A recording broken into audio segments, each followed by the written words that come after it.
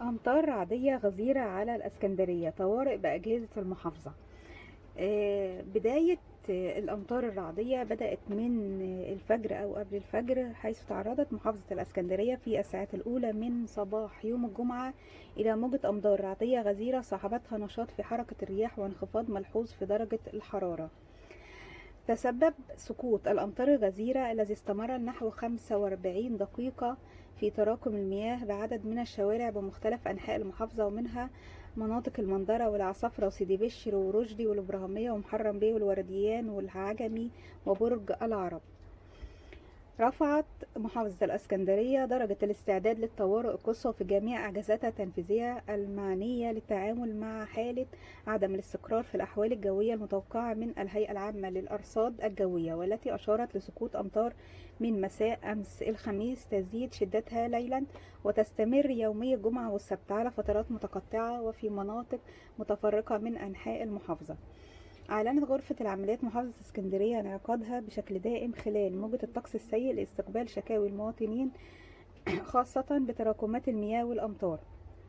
ذكرت الهيئة العامة للأرصاد الجوية المصرية في بيان أنه من المنتظر أن تتعرض البلاد خلال الساعات القادمة لذروة حالة عدم الاستقرار تبدأ غربا من السلوم وحتى اسكندرية، وتزداد شدة الأمطار مصحوبة بالبرق والرعد خلال الساعات الأولى من الصباح، وتتقدم تدريجيا إلى الدلتا والساحل الشرقي لتصل للقاهرة في نهاية الفترة، وما زالت إلى الآن وإحنا داخلين على الظهر وهي في حالة من الشتاء المتواصل. وبسبب الأمطار هبوب أرضي في حي الجمرك بالإسكندرية، حيث وقع هبوط أرضي مفاجئ صباح اليوم الجمعة بشارع الجنينة بمنطقة اللبان بحي الجمرك في الإسكندرية بسبب الأمطار الغزيرة التي ضربت المحافظة. كانت غرفة عمليات حي الجمرك تلقت بلاغا يفيد حدوث هبوط أرضي بشارع الجنينة وتسرب مياه الأمطار أسفل العقارات وتوقف حركة سير السيارات.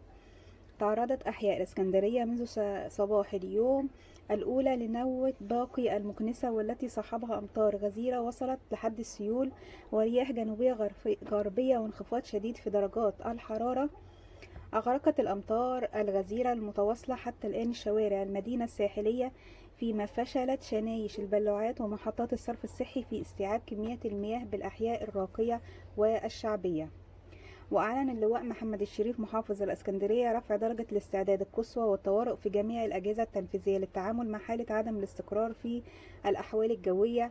وضعت شركة صرف الصحي بالإسكندرية 180 سيارة شفط وبدلات وفرق الطوارئ بكافة الأحياء لشفط تراكمات المياه الأمطار، وشارك في أعمال كسح مياه الأمطار من الشوارع إلى جانب الصرف الصحي 3 جهات أخرى هي الأحياء وشركتي مياه الشرب ونهضة مصر لخدمات البيئة والنظافة.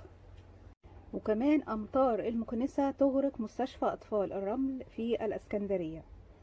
تسببت السيول والأمطار التي اجتاحت الإسكندرية اليوم الجمعة في غرق مستشفى أطفال الرمل، ما أدى إلى العرقلة لحركة الدخول والخروج إلى المستشفى.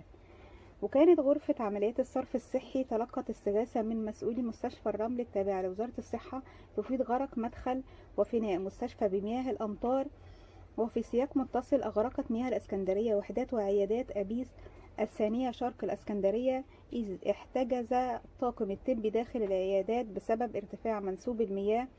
وضربت نوة المكنسة باقي السواحل الإسكندرية في الساعات الأولى من صباح اليوم بأمطار غزيرة وصلت حد السيول ورياح جنوبية غربية وانخفاض شديد في درجات الحرارة. وعايزين نقوله إن النوة مستمرة والأمطار مستمرة، وإحنا ما زلنا دلوقتي داخلين على أذان الظهر.